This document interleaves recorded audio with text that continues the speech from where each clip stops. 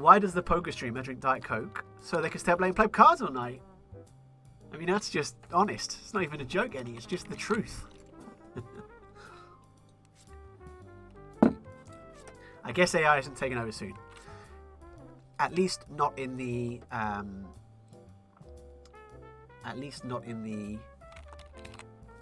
joke making industry.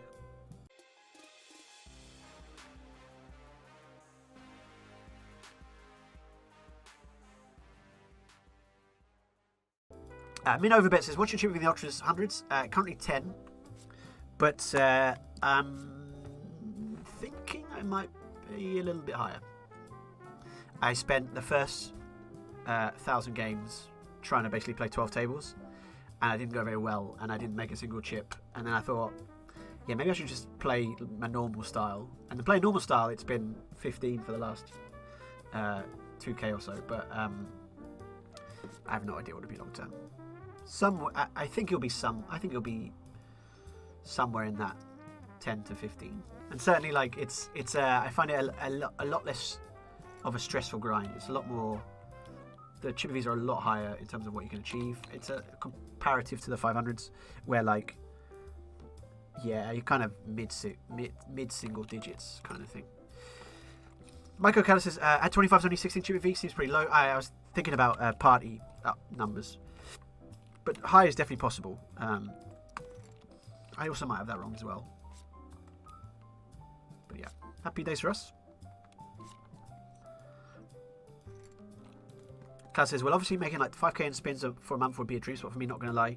Hey, it was a dream spot for a lot of people. It's very achievable. I would say don't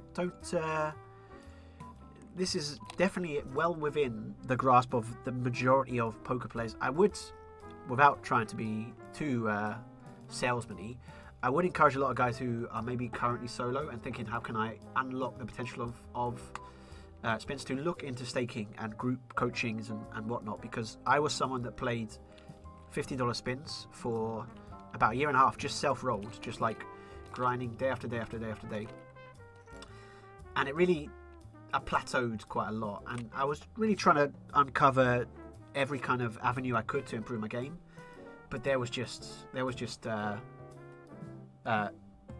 lots of like little simple things I wasn't doing, that those few tricks the regs ain't no, and also just bankroll wise, like you're just just the ability to play without worrying about moving down or whatever. But I would say, yeah, in terms of like making 5k a month from spins, that's a very, I think, achievable goal for, honestly, like probably the majority of people watching here could probably get there. I'm not saying overnight. I'm saying like within a year or two of study, you could probably get there. Not everybody. I don't want to, some people might not, but. All right. This honestly might just be a jam if he's betting enough, which I think he would be. And I think a hand just benefits from protection, denies equity, still can get called by worse. I know this sounds kind of crazy, but I'm just going to jam this. If he's got us, he's got us. It's like whatever.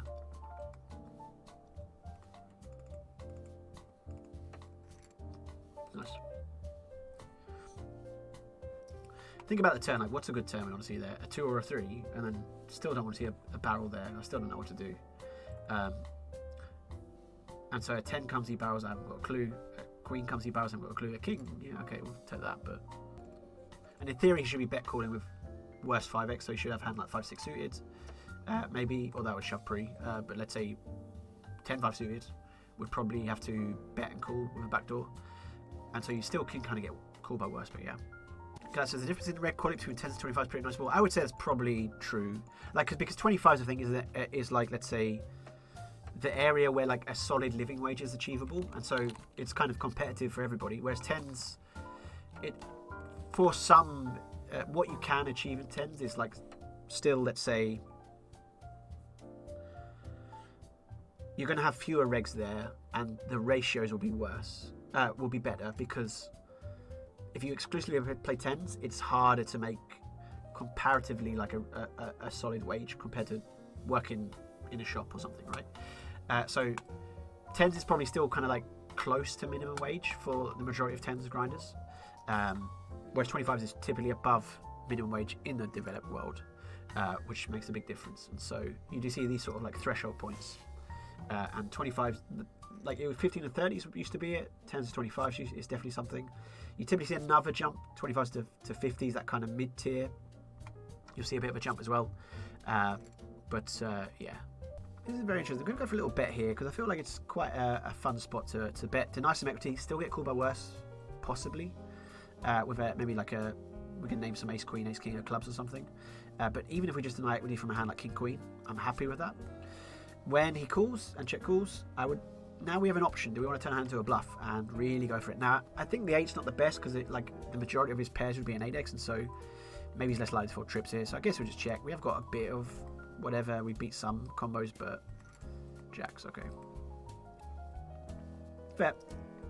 It's not the end of the world betting there. Like, you know, if we hit, we can obviously add to it. We do have a gut shot as well in terms of the top end, which means like a 10 comes, and that's also kind of a money card for us.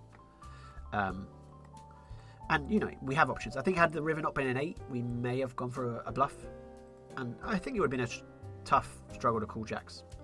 But as played, yeah, I think it's okay. Classes are probably just go for 10s. I think 10s is sensible. Arxos said he suggested not to skip a stake, I saw. Yeah, there you go. I wouldn't suggest skipping a stake in general. I would really agree with that as well. Just like, you've got plenty of time. I think no need to rush. I've seen lots of guys who fall, whatever, in spins because they try and go too quickly. You can't really go too slowly in this game. Like, it's take your time. The spins are going to be there tomorrow. The higher stakes will be there tomorrow. And you just, whenever you're kind of ready, it's much better to, I would say, go in a methodical, careful, cautious way. It's going to be a much greater foundation for success than like, I have to get it all done now. Yeah, I would say get yourself a nice win rate at the 10s. And if it's not working at 10s, start at the 5s, for example. Like, just wherever you need to start to get a good win rate. I had a Facebook message from someone who had been playing 25 cents, just like 10,000 against 25 cents, and just like been watching the stream and been working on some strategy, and that's really good. You know what I mean? Like, I guess they're not doing it full time in terms of income, but just working up. And once they've got a sample and a good, you build up your bankroll, you can then move up to the next stake and just take your time. You know what I mean? And the good thing is once you've got the kind of fundamentals, those are difficult to unlearn. So, yeah, once you've got a bankroll, once you've got a sample as well, you can then start looking at some database things and get yourself PT4.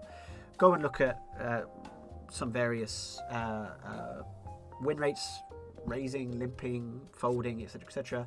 You can sort of refine your game quite easily at those points, which is, I think, a nice thing to do, and very helpful.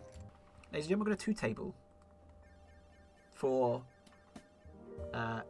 leaderboard reasons. This is 5x is good, by the way. We will take some 5x's. So now officially we are 400 points behind, I think, is about where we're at. If I'm reading this right, yeah, looks right. Let me just look at the leaderboard.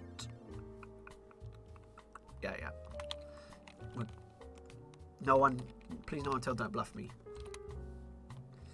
So let's get the two tabling set up actually right. Alright, we're Jan 7-6.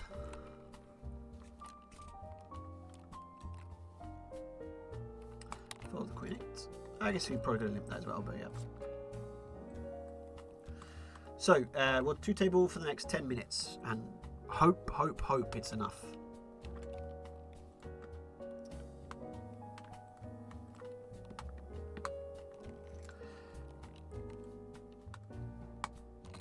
Fold the King 3, we're just going to jam the A6. Sometimes party caption's a little slow. Axel says, also Tom, fat equals grand and grande equals tool in general. Oh, thank you. What? Gross grand is what I want to say. Right? Extra incentive, even more extra incentive now to speed along the games. Because we'd quite like to have them finish quick so we can play another one. So $50 up for grabs here, ladies and gentlemen. It's a big stuff happening here. I'm going to play a very kind of like just ABC sort of style. We'll go for a delay here, just represent that we have a king that we check back, which we would check a lot of king, to be fair. We definitely have a delay in this spot, but like it can be okay. When you check calls, I think on this river we're just going to give up and not worry about it too much. Yeah. Interesting check call with a 5 on the turn. So like I like it because it's unusual. Most regs would probe or check raise. Call the jacks, hopefully hold. Going to give the 7-3 suited a limp. Okay, we're going to call to him in ISO. Hoping that updates accurately. Yes, good. Got a gutcher here, we're not going to fold to 1 bet. 5 would be lovely. Spade comes. Pretty easy bluffer, we get checked to. If he bets, I think we just fold. Yeah, happy days.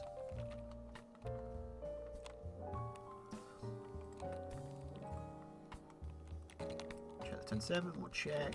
Check raise or check call, both are fine. I'm actually going to check raise. But you definitely can also just check call there. Fold 6-5.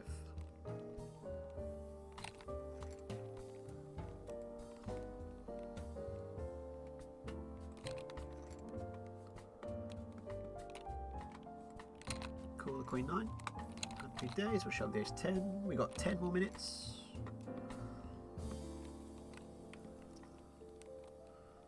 Take it, another.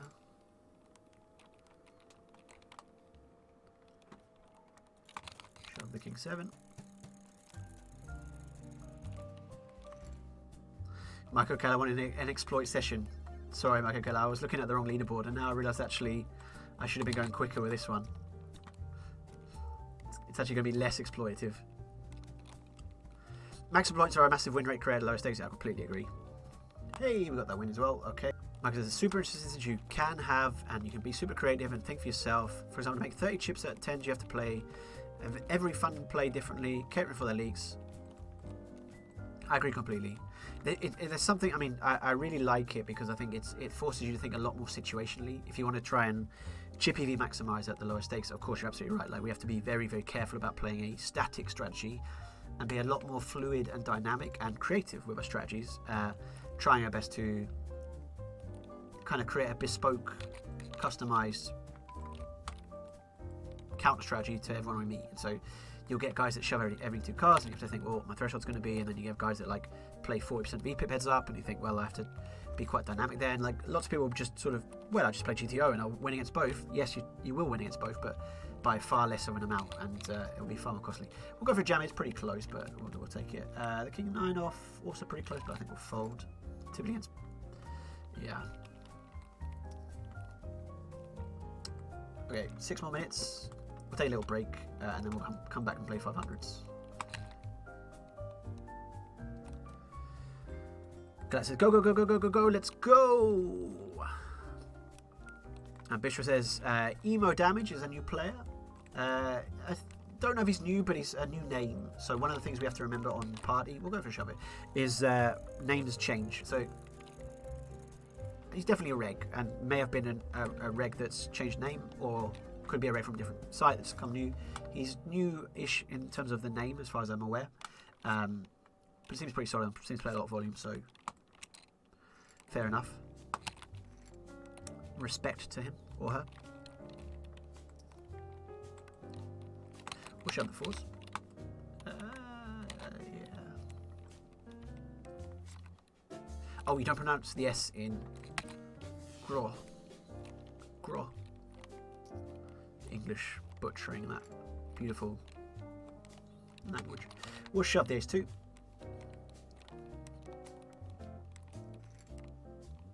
Cloud says, I checked the pool results and no one is really making 20 chips in the long run and 10 splashes.